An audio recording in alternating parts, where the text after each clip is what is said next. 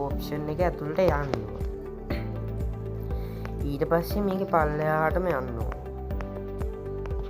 පල්ලෙහාට යනකොට සෙට්ටනවා වෙන්න මේ DPI කියලා ලිට් පාටයක්කෝ සිල්පට මිනිමවුම් විඩිට් කියල එකත්.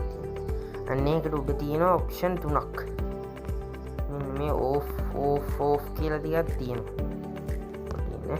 මේ ඕ කියලා 3ක් තියෙන මේ ඔක්කොටම ඕෆ් දාගන්න එනබලින් ඕෆ් මේමටින් ඕෆ් මේකටත් ඕෆ් මේකටත් ඕෆ් දාගන්න. ඊට පස්සේ මෙතන තියෙනවා DPI හදන්න. ඔයාලා හැමෝම දන්න DPI එක තමයි මෙතනින් හදන්න තියෙන්නේ. මේක ඇතුළට ගියාම තියෙනවා DPI මේව කරන්න. ඔයාලා ෆෝන් වල ඇත්තේ 320 330 ඔය ගන්න. මේක දාගන්න ඕනේ 700ත් පහළ 400ත් ඉහළ. මම දාලා තියෙන්නේ 530. 530ට දැම්මා.